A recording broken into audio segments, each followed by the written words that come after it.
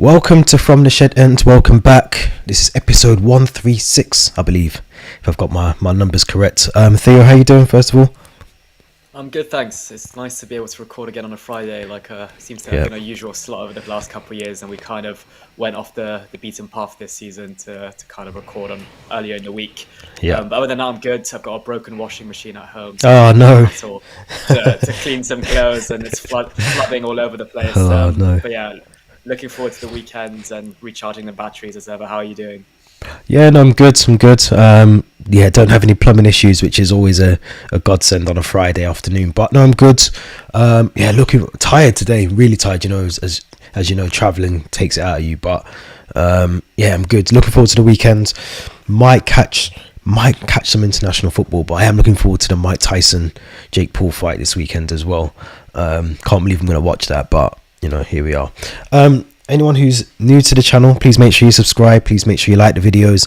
You let us know your thoughts in the comments. If you're here as part of this live stream as well, make sure you get involved in the discussion. And don't forget, you can hit the Linktree link in the bottom of this description. That will take you to all the social accounts. There's actually a new social media platform. I don't know if you've noticed. It's called Blue Sky. We will have a Blue Sky account by the end of this weekend, 100%. I think it's the competitor for Twitter. So, you know, if you can't join them, if you can't beat them, join them. Sorry, that's the motto, isn't it? So, but we're doing something different today, aren't we? We're going to do something a little different today. We've been talking about this for a while, that we were going to do a ranked almost Chelsea players that we potentially should have or could have signed over the years. So this isn't just including under Todd Bowley and Blueco. This is before the new ownership. This is part of, you know, Roman Abramovich era. Included as well. So there's a couple to get through. I'm looking forward to this one. I'm sure you're going to be enjoying it just as much as I am when we go through this. Yeah, 100%. Yeah, I think I came up with this idea after summer 2022. When we Yeah, were linked with yeah, a fair few Chelsea players, and we never properly signed them. I think Rafinha, Anthony Gordon. There's a few others, Josko Gvardiol. And then if you really go historically, there's some big names which actually aren't included on this list.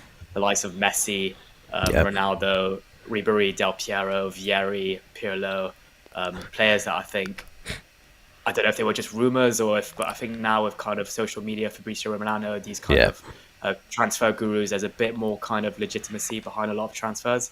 So the ones we've selected, I think, are kind of ones that we felt there was definitely talks between the club and the players, yeah, with all the parties involved, and also ones that we just felt would be quite interesting to talk about given the kind of era of Chelsea we're going through at the moment. So yeah, I'm really looking forward to this episode, and I'm kind of trying to play out kind of how we would maybe rank some of these players, and a lot of them I think are going to be regrets, big regrets. So yeah. it's excited, definitely. Yeah, 100%, and it's good that you sort of reeled off, because I think that obviously the Messi conversation was one that I think had some legs to it, but it was always never really going to materialize. I just don't think the fees, the wages that we potentially would have had to pay at the time as well would have gone down well. Just before we get onto this, you just mentioned Fabrizio Romano, and I was having a discussion with someone a couple of weeks ago now, and we were saying, you know, obviously back in the day, transfer deadline day, or even players announcing their retirement, it was always like growing up, it was almost like there was a shock value to it, because you didn't know, there was no leaks, there was no you know, early indications that something was going to happen, because there just wasn't any of that sort of social media, you know, Fabrizio's and David Ornstein's. There was none of that as growing up as football fans. Do you think that's changed the game for the good or for the bad, in terms of having those outlets now that kind of leak that information before it's officially announced? I think they kind of go hand in hand with how things have progressed, how people just want like flash news kind of in the moment updates. I just kind of feel like one of my favorite days as a football fan was January deadline day in 2011, where we signed Fernando Torres and David Luiz, and I just remember being glued in front of Sky Sports News Yeah, until midnight, waiting for the kind of yellow little bar with the confirmation that the transfers had been confirmed. And that was so exciting at the time, because it just felt like a build up throughout a few days, whereas now it just seems like things happen from 1 hour to the next, and one tweet just doesn't really have the same effect as like breaking news on Sky Sports yeah, News. So from a football perspective, definitely I feel like there's a bit less kind of excitement or buzz around it, and I just feel like a lot more now kind of during transfer windows, I'm just relentlessly scrolling through Twitter looking for updates rather than following the news or talking to mates, trying to gather information. I think remember back in the day we even asked mates like, "Oh, I just saw Thingy's car drive around London. Do you think he's going to go to the club or something like that?" And Yeah. but yeah, I definitely feel like it's changed for the best and for the worse. In fact, Yeah, it's got some good signs to it, as it comes pluses, and then obviously it's got the cons. My big one, I think, was Ashley Cole. When we signed him, William Gallas went in the other direction, didn't he, at the time, to Arsenal? I remember that deal. I'm sure that was done. Was that done mid season? I feel like it was. I feel like it was a mid-season signing. I might be wrong. I'm trying to remember. Yeah, I feel like he kind of was having. He wasn't really allowed to be talking to Chelsea at the time. Yeah, maybe it was maybe it was actually the deadline day. Yeah, maybe it was actually the early start of the early start of the season. I'd have to Google fact check that one. But let's get involved into what we're doing today. Like I said, I'm really looking forward to this one. You will, as I said before we start recording, you're going to have to start helping me with some of these. Now, I think we are starting with Rafinha. I think that's Rafinha, is it? I think. Yeah, so the first image on the left-hand side, that is Rafinha. Yep. Bit of content. Before we jump into these, I think we've got, was it 5 different categories? We have, yeah. I always do that, don't I? I always go straight into the... Yeah, we've got 5 categories. So the best category that we could place them in is missed out big time, meaning that these players are a big regret that we didn't sign, and they've probably gone on to do amazing things at whichever club they signed for, whichever club they stayed at. The next best category is could have done with him. Felt like it's a player we could have maybe done with at the time, but maybe wouldn't really have had a noticeable impact on the team. The kind of middle tier, it is what it is. So kind of just like, just a bit of a shrug. Not really our loss, not really our gain. And then the before worst category is not fussed. Just feels like, not fussed, nothing much more to say. And the last category, and there's a few names I'm going to place in this one, is dodge the bullet. This could be just purely linked to them flopping, having a poor attitude afterwards. The price tag was just completely out of range, and we did well not to sign them. But yeah, those are the 5 categories I created for this ranking tier, and I feel like there's a few names that might place into each one of them. But yeah, like you mentioned, the first name is Rafinha, really interesting player. I'll share my perspective. I felt we were linked with him in, I think it was Tuchel's, the summer Tuchel got sacked in 2022 when Bowley took over. So Bowley's first transfer window in charge, it was that weird summer where we signed Sterling, Koulibaly. We were linked to Anthony Gordon, Rafinha.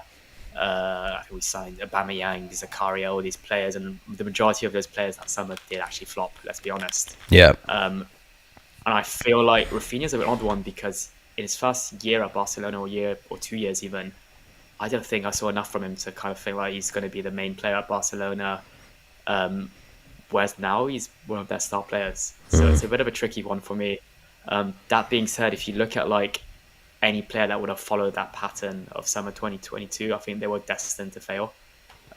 So I want to hear what you think first, but I'm going to kind of I'm tempted to say it is what it is, or not fussed for this one. Yeah. Yeah, because I suppose we've got to agree on these, haven't we? We can't really be split on any of these. Yeah. We have to make sure we agree on them. But no, I think it's a fair shout. I think when we were linked to him at the time, obviously he'd come off the back of a really sort of positive season, hadn't he? At the time, but I do think for the fee, I think it was around the 60 million mark, £1 million mark, wasn't it? I think 70 million euros. That he was valued at the time as well, or they're definitely valuing him now at the time. I do agree with first season, and I think that was just because he'd gone to a new league, new club, expectations had stepped up. He struggled his first season at Barcelona, but I think he's got 7 goals, 6 assists this season in about 13 games. So I think he's doing really well. He would fit, I think, more so now that we've got a bit more of a stable, squad. I think he would fit into our team perfectly now. I think he'd be one player that I could see maybe rivalry with Noni Madueke on the right. But we have Pedro Neto now, so I agree with you. It is probably I would put more likely to say it is what it is rather than a not fussed. I am fussed a little bit because I think he would be someone that would be perfect for us. Give a bit more options on that right side. But we do have Neto now. Yeah, we do have Madueke as well. Yeah. It's funny because I think before that game against Bayern Munich in the Champions League where he got a hat-trick, I would have probably said not fussed. After watching that game and seeing his performance and his ability, I think I'd have to agree with you and say it is what it is. Yeah. Let's put him in there for now. We can always go back and change some of these as well. So yeah, Rafinha currently first one. It is what it is. Now the second player.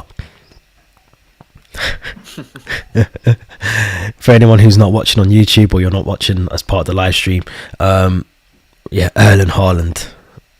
We were linked with him probably before he even went to Dortmund. We were probably linked with him before then. I don't know if you know the story around Frank Lampard, who kind of was one of the players, one of the people that was bigging him up before he was Erling Haaland. Whilst he was, I think his first stint as Chelsea manager, he was like, we really need to sign his player. What's your thoughts? What's your thoughts on Erling Haaland? Yeah, I'd have to agree with you. I mean, Lampard, maybe as a manager, he kind of didn't really live up to the expectations, but in terms of the kind of players he scouted out, Erling Haaland, Declan Rice, and there's news now saying that he wanted to sign Victor Gyökeres while he was at Coventry for Everton. So clearly he's got an eye for talent, and I mean, Haaland's statistics and goals speak for themselves. Really, he's just an absolutely fantastic player, goal machine. We kind of all talk. We were talking the other day how we never really replaced the goal and Thibaut Courtois in the goalkeeping department. We still haven't really properly replaced Drogba in the striking department or Diego Costa since he left. Whereas I feel like there's another striker on this list that would have solved that problem. But I think Erling Haaland would have been a perfect fix for that, and he adapted from Salzburg to Dortmund and then Dortmund to the Premier League with Man City. He's caused us a lot of problems in the past. I think he's got more goals than games for Man City, if I'm not mistaken. Possibly, yeah. Statistic like that. So he's the fastest player in Premier League history to reach, I think, 100 goals or whatever amount of goals he's scored. And yeah, like when you look at last season, we were struggling at times with Nicholas Jackson. With the season before, we were struggling. We didn't really have a proper number 9. We were playing with Havertz and Sterling as false 9s. I just feel like Haaland would have just been banging him in during that time, and I genuinely feel like he's the type of player that last season could have pushed us up into the Champions League, and even maybe competing for silverware at times as well. So it's got to be missed out big time for Erling Haaland. 100%. I think as well, if I'm not mistaken, the fee that he went for from RB Salzburg to Dortmund was about 20 million euros. It was so cheap at the time. It probably would have been a player that we talk about Cole Palmer being a bargain from what we got from Man City to Chelsea, but Haaland would have been the next level. I think we would have been talking about Premier League champion winners Chelsea by now, potential Champions League winners again had we signed him. He's that sort of missing piece to our puzzle. He's phenomenal. He's phenomenal. Yeah, let's not be around the bush with him. He's definitely going in, missed out big time. Yeah, I don't think there's anywhere else we can place him. And what makes it worse, just before we move on, I think the players that we've got now, you look at Cole Palmer, you look at Pedro Neto, and Nkunku.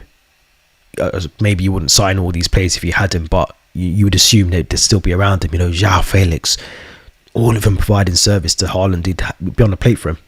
Moises Caicedo, who's now chipping in for assist as well.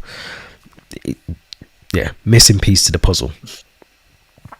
He literally is. He's not human at times. He's like he's a robot in a way. Yeah. And I feel like every single person, if they've got a decent football brain, they captain him at the start of the season on fantasy football because they just know he provides goals.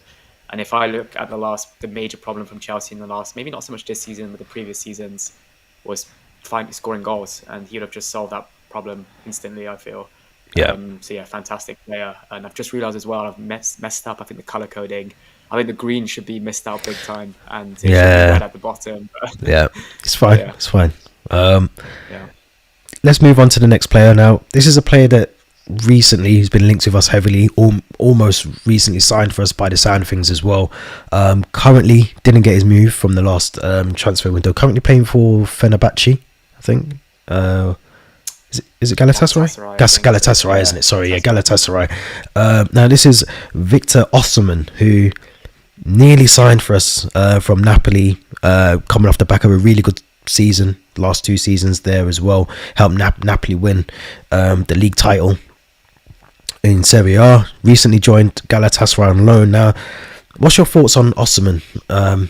Linked with him heavily, I'd say at least for the last 2 seasons, but more concrete, more certainty was around it the last transfer window. There was 100%. This is the reason I included him, because there was 100% some kind of concrete kind of negotiations or talks between the agents and the parties involved that he wanted to push for a move to Chelsea. John Obi Mikel's also kind of made it clear that the player wants to move to the Premier League. He was an absolute goal machine, I think 2 seasons ago with Napoli. Last season, I don't think he hit his best form. He's a good striker, though, and doing well at Galatasaray. I think he even scored 2 against Tottenham in the Europa League last week. So he's definitely got an eye for goal. I think when we were kind of discussing his move on deadline day this summer, we were quite split, saying, like, if we sign him, it's good. But at the same time, we've got players like Nkuku Jackson, who maybe fit the mold of Chelsea a bit better at the moment, and the style we want to play. And I think we both agreed on deadline day that it was a bit of like, it is what it is. Like, whether we sign him or not, we're not that fussed. And also the fee was astronomical, the transfer fee and the wages. So I just felt like it would have been a move that maybe would have pushed us deeper down the kind of path of maybe having some kind of financial repercussions or some kind of potential ban. So that's why I was more kind of inclined to not sign him at the time. And I think we still talk about this quite often, that we might revisit this transfer in January or next summer. So it is one that I think could potentially materialize in the near future.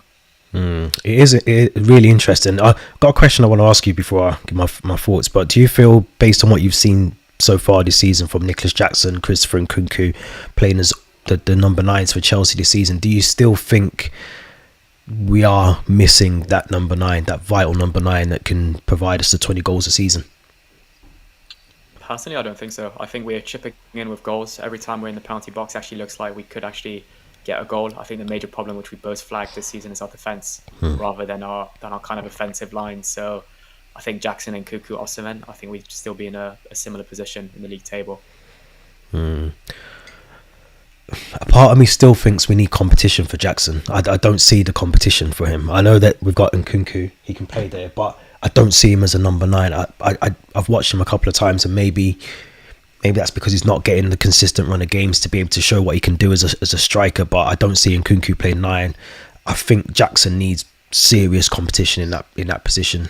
Mark Gu won't give him that, I don't think. Armando Broja, I think, is out the picture anyway, isn't he? So on loan. So I think we do need a number 9. I think we will revisit this deal. Maybe not. I mean, there's a break clause in the loan deal, I think, with Galatasaray in the winter window. So we might look at trying to do a deal then. I personally think the wage structure was the massive stumbling block for this deal. I think we just couldn't match what he wanted to because of what you said in terms of the PSR and, you know, trying to stay with the financial implications and the restrictions. But I think we do need a striker. But I'm looking at Gyökeres, who's there now. Amarin's gone.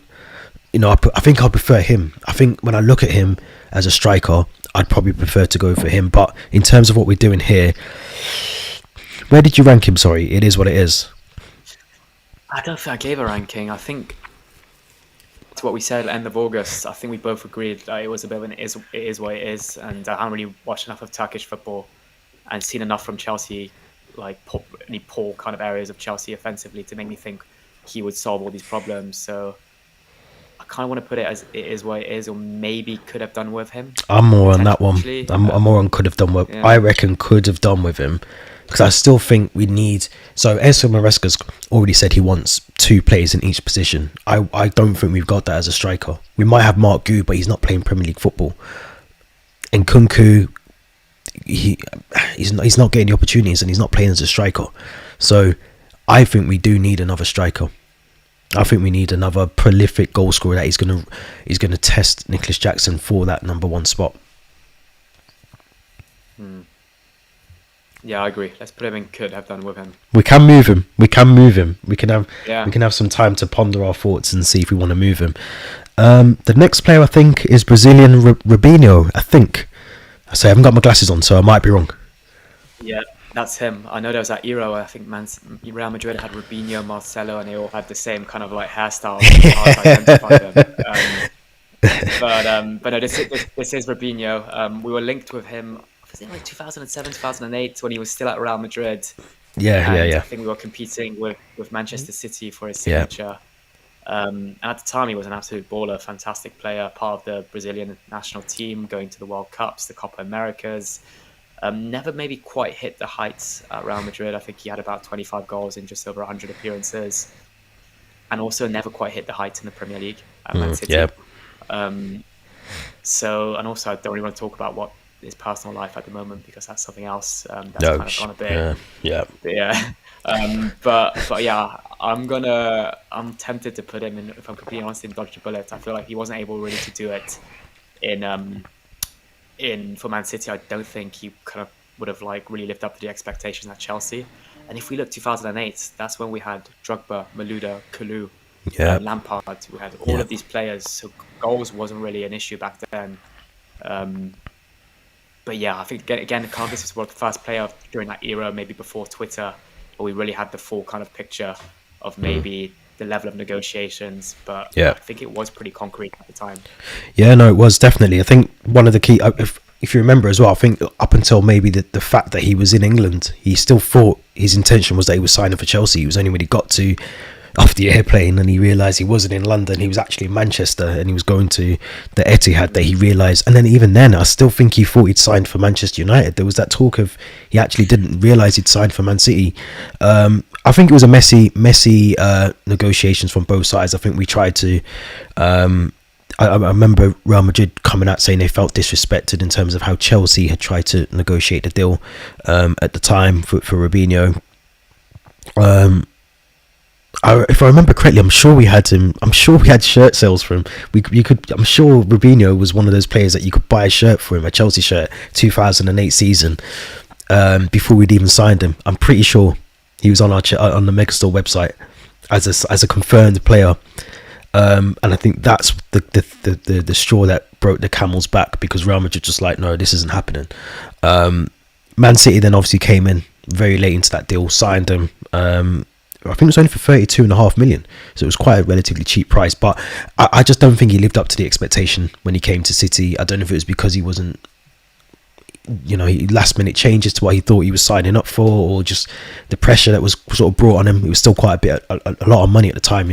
2008, 30 something million for a foreign player was still quite a bit of money. So, but I'm going to put him as dodged the bullet, because I don't think he I don't think he did anything that I can remember in the Premier League. Didn't really hit the heights for Real Madrid, and like you said, his personal life at the moment means there's only one category that he can go in, which is dodge the bullet.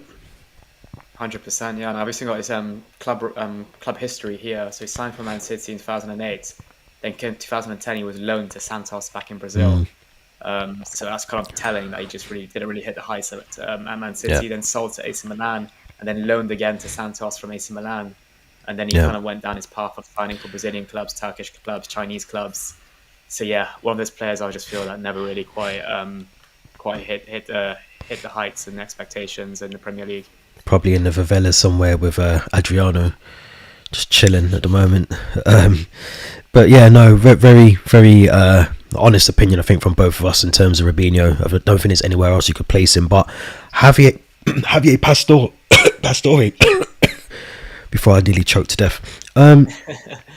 What's your thoughts? Yeah, I was really excited for this player because he was like proper talent back in Palermo pre-2011. Really, really exciting player. I think part of the Argentinian national team, and you just felt like any club was going to sign him was expecting to get a really, really talented player. Ended up joining Paris Saint-Germain in 2011 instead of joining Chelsea at Stamford Bridge. But I'm reading an article here, and apparently in the eyes of many, ultimately failed to live up to his potential at Paris. I think a lot of Chelsea fans will remember him for that insane goal he scored, almost where he starts by the corner flag and puts it through Petr Cech. I think when we lost 3-1 against PSG in 2014. But the fact that people say he hasn't really lived up to the expectations, and I think he got sold to Roma, didn't really do much at Roma either. I feel like very quickly at PSG was sat on the bench when he started signing Ibrahimovic, Cavani, Verratti, Thiago Motta, Neymar, like all of these other big stars and names. So personally, I feel like dodged a bullet. Maybe we don't really talk about Pastore now. We don't really talk about put him in the same category as maybe Haaland and some of the other names on this list. So I feel like maybe a bit like not fast or maybe even more dodged a bullet, because I think it was quite a high fee at the time as well. Yeah, it was. Because I think PSG must have signed him for about 40 million, something along those lines. There was also a key thing I remember about this deal, that I feel like it was his agent was they were involved in something like a legal battle at the time, and Chelsea that put us off the deal as well. So I think dodged a bullet definitely is the only category again we can put him in. I don't think of a time when I look at his games and think he was a game changer, or we missed out on him at all. So let's put him in dodged a bullet for now.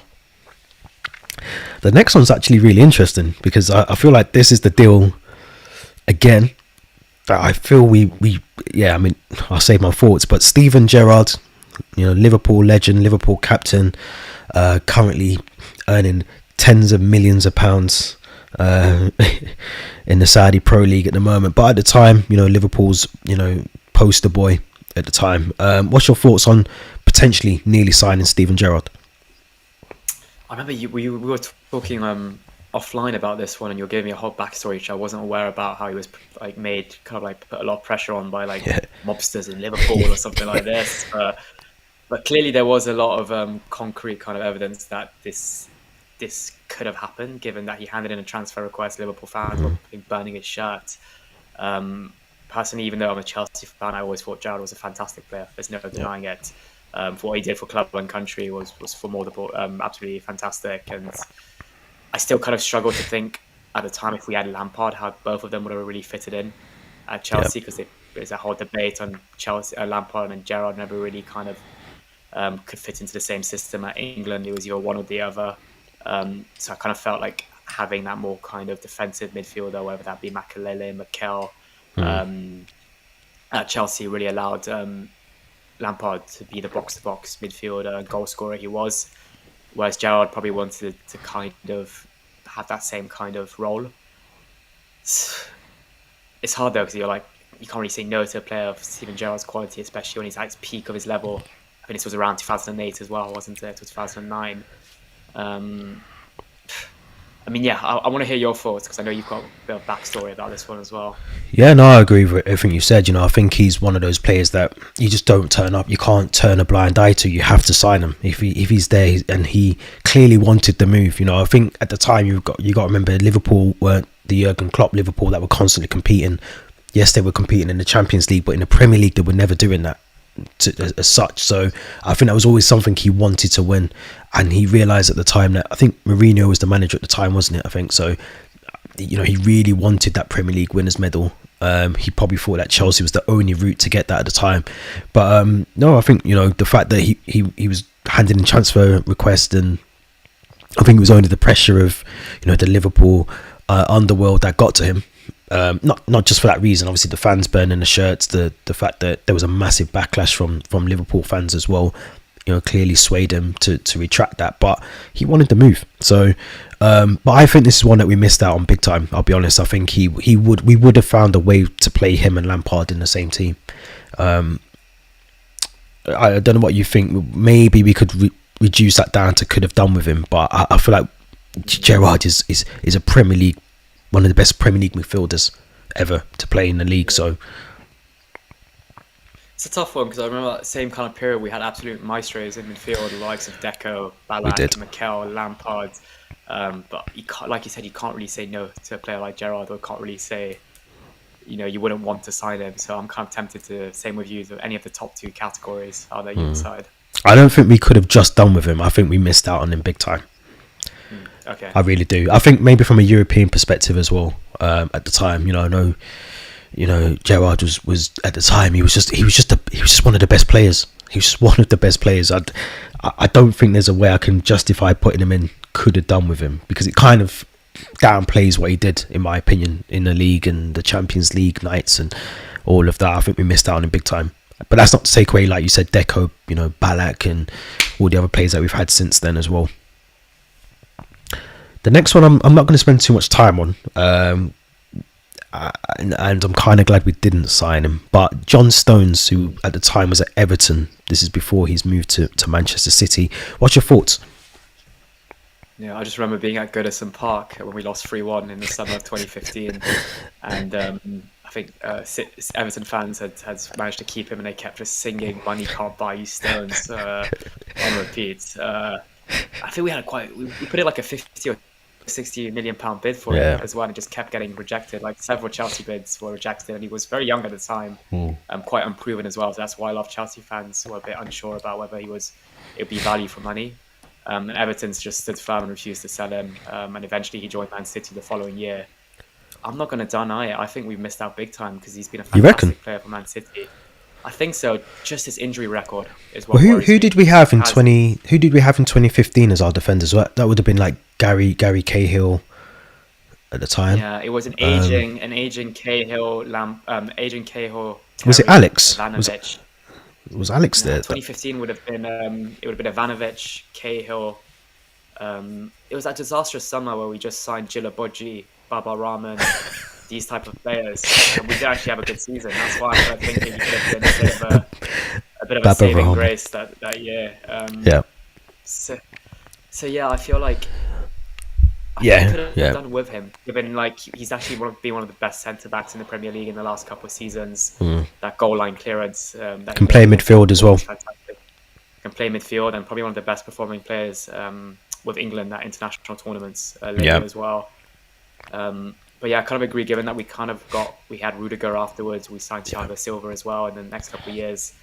We did have some really good options at centre back, but I still think a player like Stones, what he's gone on to achieve, and he's been at the same club since the summer of 2016 as well. Longevity. I think could have done with him. I agree. I agree. I think we went up to 38 million. We went up to in terms of our bids, and then I think officially he went to City for 47.5 million pounds. So we weren't that far off. We could have signed him if we just extended the purse strings a little bit. But I think missed out big time is probably at that point, as you said. We were in need of central defenders and players that maybe could drop into midfield if we needed to at the time. You're gonna have to help me for the next one, Theo, because my eyes are, I'm touching 40, so I can't really see who we've got there as our next player. That's another player that's got a bit of a dodgy kind of case going on, linked to his name. That's Dani Alves. Brazilian legend. Yeah, Brazilian legend, to be fair, but we were linked to him because he did Barcelona, Juventus, PSG, and then back to Barcelona, if I'm not mistaken. Yep. And I think we were linked to him when he was still at Juventus, summer 2017 or 16, I think, when Conte was really building his team. And I do feel like there was areas to improve at right back at the time. I think Aspi was still kind of playing in a back three, and we were kind of looking for that ultimate right wing back, kind of maybe competition for Victor Moses. I feel like Alves at the time would have been a fantastic player. I've always been a big advocate on this podcast for signing experienced players with kind of a track record rather than these youngsters that are a bit more unproven. So I'm tempted to kind of put Alves in. Could have done with him because I think he would have been a fantastic right wing back in the Premier League. And even a football fan, I think, would have just loved to see him play in the Premier League, given how good he was at the time. I mean, also in the end, I think Aspi was our right wing back. At times, we had Reece James as well during that Champions League winning season. But there's a part of me that still would have loved to see him at Chelsea in the Premier League. But I'm not sure it's missed out big time given his age maybe at the time. But I would maybe say could have done with him for Dani Alves. Yeah, I agree with that. One. I think he's someone that still has or did have a lot of potential. Showed what he could do as a right wing back as well.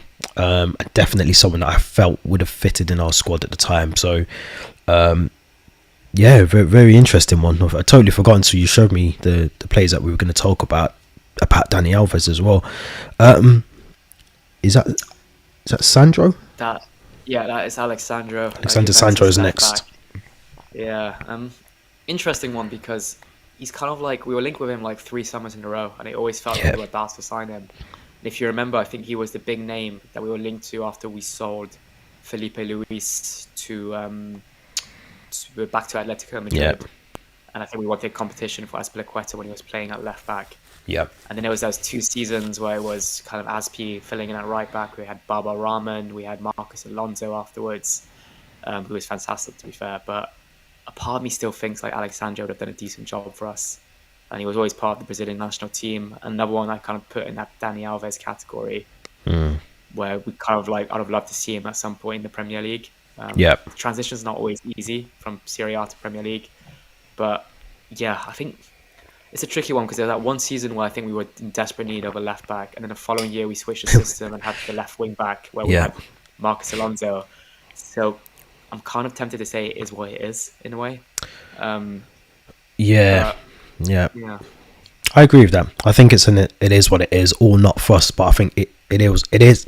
Can't say that it is what it is. I think he's probably more. I feel like we tried to sign him. Was it after the Premier? Conte was manager, I think, wasn't he? I think we tried to sign him after the Premier League when we won the Premier League. yes, I think it was either like summer 2016 or summer 2017. I think it where we was were quite heavily linked 2017. to him. Yeah, Because I think that's where, if you remember, there was a lot of sort of friction between owner Conte at the time, and I think that was one of the key signings that Conte wanted at the time was Alexandro, and he never got him. And I think that's almost tipped the point of Conte, the start of the end for Conte, I feel, at that time as well. But let's put him in that category for now. We still haven't got anyone in Not Fussed. I'm sure we'll find someone. It could be the next player, actually. West Ham's Declan Rice at the time. What's your thoughts on Declan Rice? It's a bit of a strange one. I mean, he's another one of those players that Lampard, alongside Haaland, made it quite apparent that he was desperate to sign, and he really missed out on. Yeah. I'm not going to beat around the bush. I think he's a fantastic player, and I think he's actually probably more of a leader as well than any of our players that we've got currently right now in the team. I think he would have really fitted in, given he was a Cobham Academy boy. He was mates with a lot of the players that were in the team around 2020, 2019. He hasn't maybe had the best seasons this year, but I think he was fantastic with Arsenal last year. And I'm actually tempted to put him in missed out big time. So I think he would have probably done better at Chelsea than he has at Arsenal, given his allegiance to and his boyhood roots with the club. Yeah. And if you look as well, I think it was that maybe when we had Jorginho, Kovacic, Kante, all three of those players left in one season, and it was a bit of an instant transition to kind of having a next big player. I think how we signed Rice around 2020, 2021, I think we'd have our like long-term maybe midfield player, and I think we could have got him a lot cheaper in 2021 than I think the price Arsenal paid 2 summers ago. But yeah, just a part of me, just that boyhood Cobham kind of side of him makes me think that it was destined for him to come back to Chelsea one day. But I'm not going to lie as well, when you were linked with him back when he was at West Ham, I wasn't that fussed. Whereas now when I've seen the player he was at Arsenal, I'm a bit more fussed about it. So I do have to kind of be honest about that. So it could have done with him, but I'm also, given he was the captain of West Ham, he was a Cobham boy, I want to kind of also maybe bump him up to missed out big time. I was actually going to put him in Not Fussed. I really was. Maybe let me try and take my bias away from the fact he plays for Arsenal, and I'm probably still going to have the same point of view, but I don't see enough from Declan Rice to warrant the current price tag and the offers that we were making for him at the time. I just don't see him as I feel sometimes because he's English, there's a bit more hype around him, and everyone sort of bigs him up a little, and I just think he's just an average midfielder. I don't see enough of Declan Rice taking charge of games for me to think he's worth 60-70 million. I just don't see it, and I think that was probably the fee that we were trying to pay at the time. And obviously we just bought like Mikhail and Mudryk then, so we couldn't go for him because of the financial constraints as well at the time. But I just don't see enough of him. I don't see enough of Declan Rice where, okay, last season, granted, he was probably one of Arsenal's best players, but even at his West Ham days, I didn't see him as like the £100 million player. I don't see it. I don't know. Maybe that's just me being a little bit biased of, you know, the Arsenal connection, but I don't see it. I really don't. I wouldn't say we missed out big time, because I do think Caicedo's coming into, you know, we've seen a good player in Caicedo. We know that there's a good player in Lavio. Question marks about Fernandes, but you still know that there's a player in there somewhere. Whether he's worth 100 million is another question. But I don't know. I get your point about Kovacic and Jorginho, Kante leaving at that point, but I think we've steadied the ship since then, and I don't know. It's a tough one. I knew there was going to be one player. I didn't know who it was going to be, where we were going to kind of struggle. Let's put him. Let's put him straight down the middle for the time being, and maybe we can come back to it potentially. Should we do? It is what it is.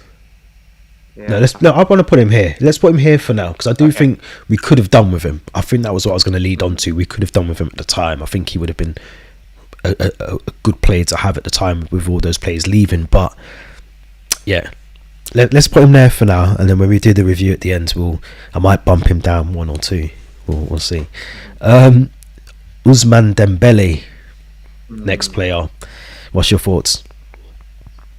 I'm not a fan of Ousmane Dembele. I'm really not a fan of him. I know that Tuchel said he's the most talented player that he's ever watched in training when he was managing him at Borussia Dortmund, which I think played a part of why we were linked with him in summer 2022. Yep. It was still a big feat as well. I think when we missed out on Dembele, we went in for Rafinha. But personally, I just don't like his attitude. I don't think he provides enough on the pitch. He's very inconsistent as well. And he's gone now he's on Dortmund, he's on Barcelona, he's on PSG, and he's never really been like the main man at any of those teams, I feel. So I'm just going to keep it short and sweet and dodge the bullets. Yeah, I agree with that. Keep it short and sweet, because I feel his contract he came to an end, didn't it, at Barca, and he renewed with Barca. So there was an opportunity for us to potentially sign him on a free transfer, if I remember correctly, and we didn't do that because he renewed with Barca for Barca to then get a transfer fee out of it. I think was the less said the better on him. It looks like Hulk might be the next player on our list. What's your thoughts?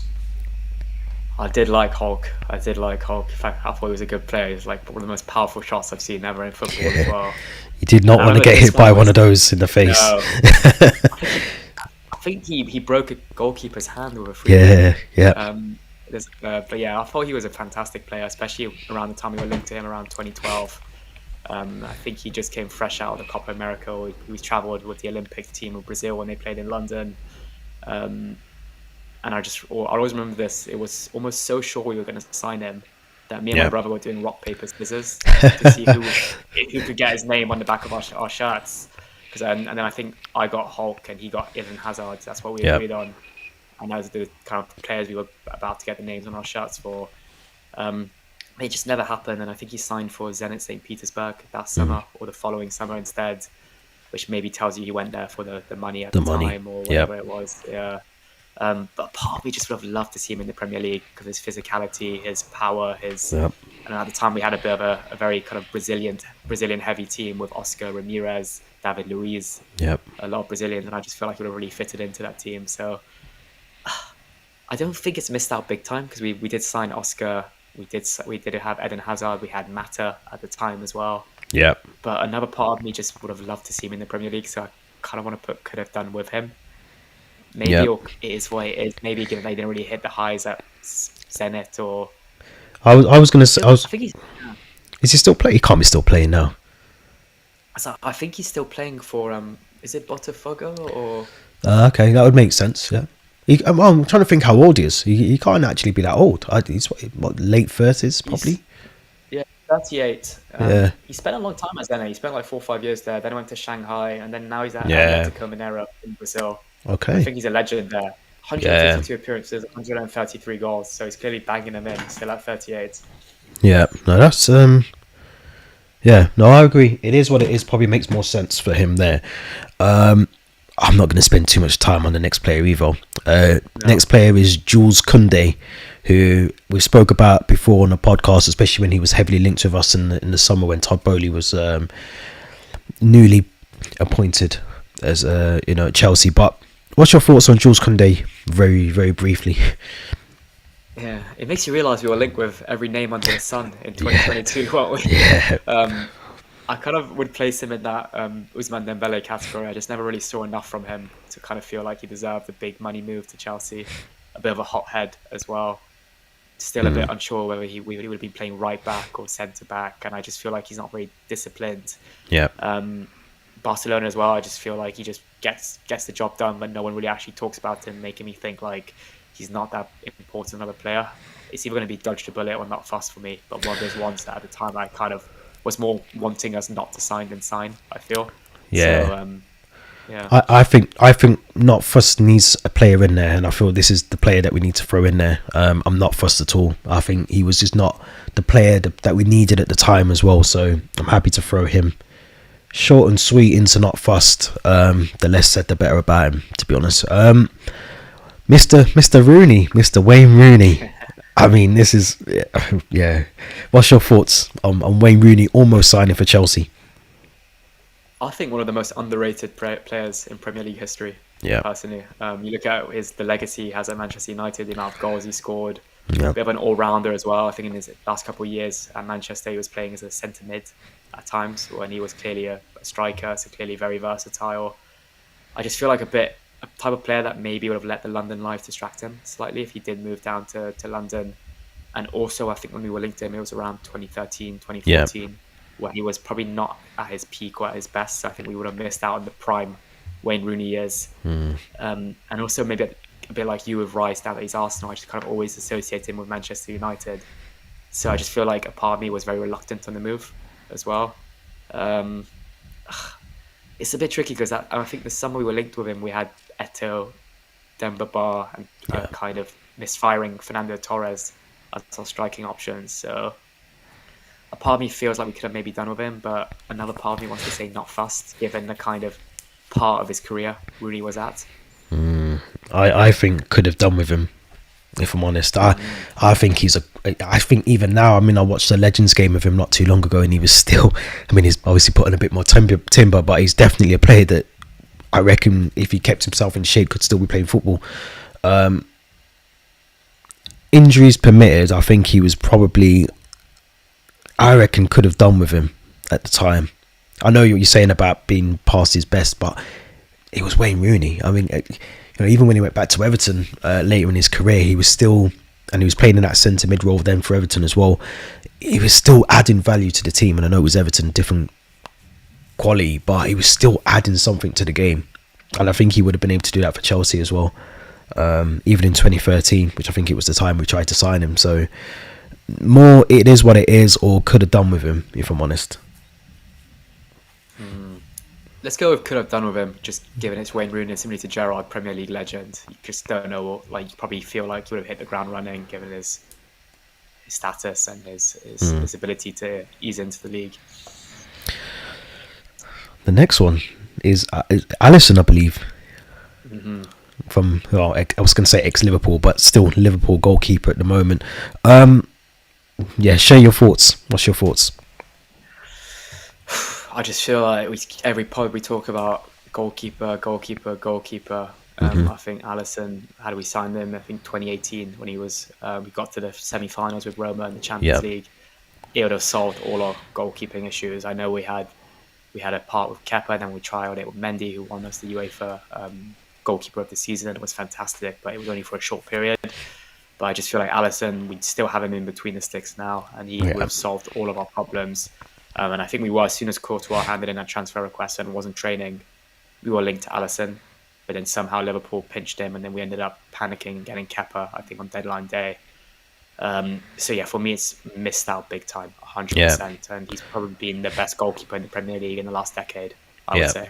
I'd have to agree. I think it didn't help. It didn't help that we were sort of, I think we just either sacked Antonio Conte for Maurizio Sarri. I think that was kind of happening at the same time, which probably, I think, put the deal off. And it made the deal more attractive to go to Anfield with a bit more of a stable structure underneath it. So, but missed out big time. I think we always say on here that, you know, your goalkeepers, you can't really mess around with them. You need a decent one. And, you know, we know that Alisson is world class and still is, even with the injuries that he picks up, you know, he's still a world class goalkeeper. So yeah, missed out big time. And yeah, we you know, we talk about goalkeepers too much on here. The next one you're definitely going to have to help me with, because I'm at this point where my eyes are a bit hazy without my glasses on. That's former Crystal Palace and current Bayern. Okay. Michael Elise, yeah. Yep. Yep. Which it was only, I think, not was it just recently? Or last summer. Yeah, we were quite heavily linked with him. I've still got a bit of doubts. I feel like it was quite a big price tag. He was fantastic for Palace, but I haven't watched enough of Bundesliga or German football to know how he's been doing there. But I think given the depth we have on the wings at the moment, I just feel like he would have been maybe that player would have signed instead of Neto, instead of Sancho. Yeah. But I kind of want to say not fussed the way it is what it is. I'm not sure. I'm not fussed. No. In fact, I'll tell you why I'm not fussed, because I think at the time we activated the 35 million release clause and he decided to stay and let Simon Parish give him a new deal so that he could increase the value of the release clause. So, you know, things like that I'm not really a big fan of. You know, if you want to join the club, you know, not to say you want to force the move, but don't sign for the club so your current club gets a bit more money. If you want the deal, you got a release clause, then honour that release clause that's in there. That's what you put it in for. So I agree, not fussed is probably right, I think. What do you reckon? Yeah, I remember a lot of Chelsea fans were making like compilations how he was the perfect player for us, but at the time I just remember a bit shrugging, thinking like we need a goalkeeper, we need a centre back. It wasn't. At the time we didn't need him, and to be honest, I think he's not any different to what we've currently got in the squad anyway. So I don't know how he would fit into this squad as it is at the moment. You know, bearing in mind we tried to sign him 2023, so you're talking about the current crop of players that are there now. Again, next player, I'm going to need some help. This is Sergio Aguero. Oh, Jesus! Yeah. I think we're both on the same page for this one. And actually, I was on the coach back from Liverpool, and I was listening to the John Obi Mikel podcast with Michael Emenello. Yeah. And Mikel asked him a very straightforward question, which is the one player at Chelsea you think you missed out big time on, or you regret really not pushing to sign? And he gave a very straightforward answer and said Sergio Aguero. I think similarly to Haaland, you look at what he's achieved at Man City after his move from La Liga there, and it's just, he was absolutely fantastic, scoring I think 2 on his debut against Swansea. Kind of leaving as a legend. And I remember he was one of those players, I think similarly to Rooney, every time he played Man City I would fear him. Of course. Fear him. And he had a good record against us scoring, so I think we ended up signing Fernando Torres, which I love Torres with all my heart, but it didn't really work out as we would have hoped. So similarly to if we would have signed Alisson, I think Aguero signing him would have been the perfect Drogba replacement as well at the time. Yeah. Like around 2011, 2012, it would have been the perfect kind of way to have them, both of them playing at the same time, same season together, and then slowly phasing out Drogba and having Aguero as the main man. So for me, it's got to be missed out big time on Sergio Aguero. I agree. Sums everything up really. There's nothing else to say. One of the best goal scorers in the Premier League, isn't it? So he has to go there. Who's next on that list? That is Neymar. I forgot about Neymar. Yeah. We were linked with him quite a lot when he was at Santos in 2010. Yeah. I think he ended up staying an extra season before signing for Barcelona in 2013, was it? I think. Possibly, around then, but I think he was the next like poster boy of Brazilian football and next big star. And I think it was a lot of like Chelsea were very, very close to signing him. But I'm going to be very honest. I just feel like Neymar was a lot of hype around him. He was a fantastic player, but a lot of the things that make him fantastic are like compilations of him like doing a little rondo or something like this, or putting it between the legs of a defender. And from a discipline perspective and a fitness perspective as well, he's really struggled, particularly at Paris and Barcelona. So I just feel like had we signed him, it would have been all about Neymar rather than the team. So I'm going to be very honest. I'm going to put him in not fussed. I agree. I agree. Yeah, I agree with that. I look at, he's a skillful player, he's a really good player, but I think he would get kicked to shit in the Premier League. I just don't think, I know in Paris you get a bit more time on the ball, and other leagues it's a bit more slower, but in the Premier League I think they just kick him down. So I agree. Not for a very good player. I mean, I'm not trying to downplay his ability at all, but I just think for what we needed in the Premier League at the time, it just wouldn't have worked. I can't remember what the fees were, but yeah, it just wouldn't have worked for us, I don't think. Now, Gravadio, I think, is the next player on our list of players. Trying to think, what year did we try and sign Gravadio? It would have been 20. I want to say it's the famous summer 2022 again. I thought it was 22. Yeah, I think it is. Yeah, it just came out of the blue. I think the day before transfer deadline day that we were like negotiating with RB Leipzig, and we'd agreed I think 60 or 70 million, and even Fabrizio was reporting it, so there was definitely legs to this move. Yeah, and then it just went a bit quiet, and he stayed, and then the following summer he signed for Manchester City. And in all fairness, he's been fantastic at Manchester City. Yeah. I forget sometimes how young he is. I think he's only 21, or 22. Fantastic at the World Cup as well in 2022. And I think that's what really kind of had a lot of clubs kind of pushing to sign him. Fantastic at the Euros as well this summer. Versatile, can play centre-back, right-back. And pushes also up. Pops up with goals.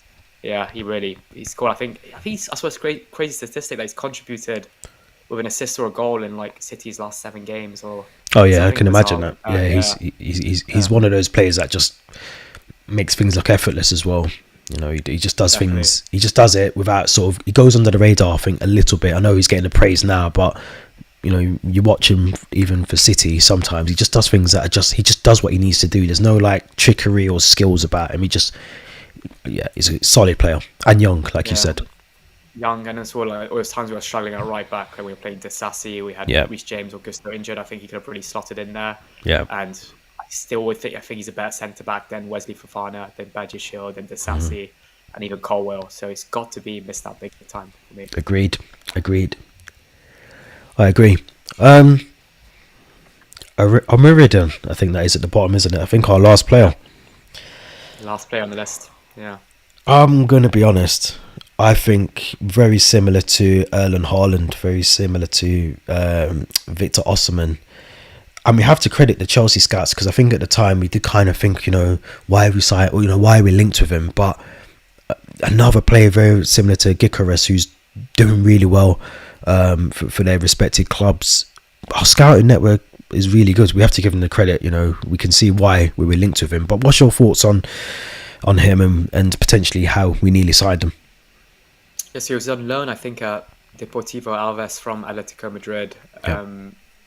He didn't end up signing for Chelsea, and I think he was the player we were pushing for instead of João Felix originally. Well, we were kind of trying to sell Gallagher to Atletico, and then he ended up being sold to Porto. So he's currently at Porto in the Portuguese league at the moment, and he is banging them in. Every time I look at the Porto games, he's the guy. Sheet.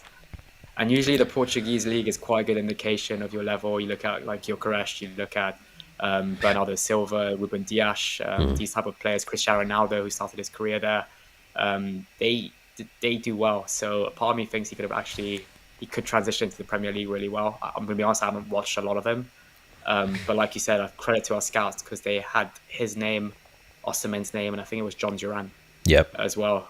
And they're all doing well. Actually, who's doing really well as well. So a part of me wants to say, similarly to Osimhen, I felt like striker wasn't like a major need, so I want to say could have done with him. Yeah, I agree. Another part of me says it is what it is, because he's still also very young.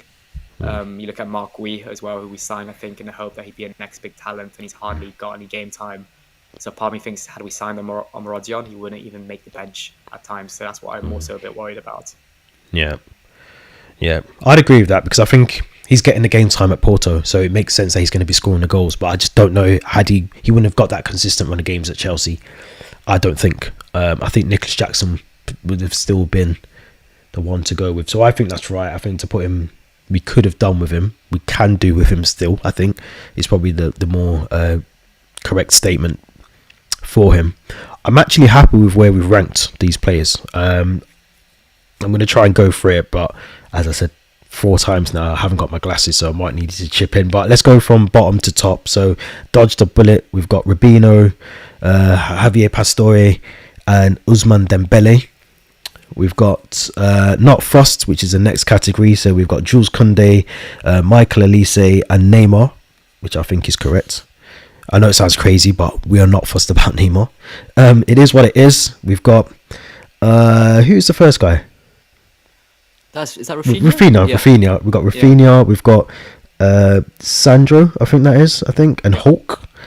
Could have done with him. So this is where we potentially, we potentially signed them, and actually at the time needed them potentially in the squad. We've got Victor Osimhen. We've got, who's that? Dani Alves. Oh yeah.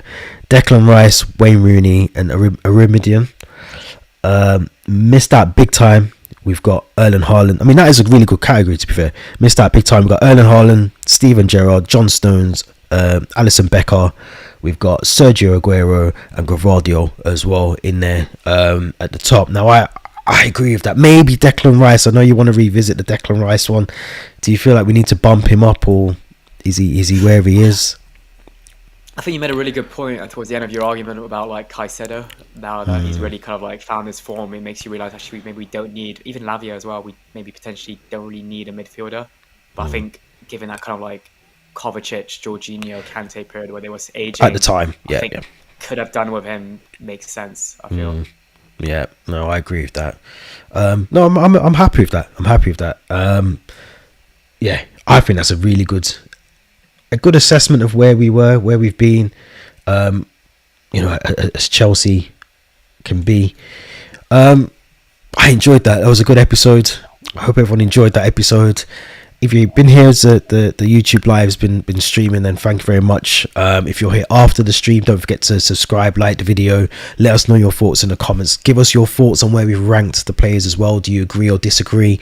What would you change? Let us know your thoughts in the comments. Don't forget to subscribe, like the Linktree link in the description, so go to the social accounts. I did say we're going to get a Blue Sky account by the end of the weekend. That will be up and running, so make sure you follow us on Blue Sky as well, and we'll be back next week. Thanks a lot, Theo, as always. It's been a pleasure. Cheers.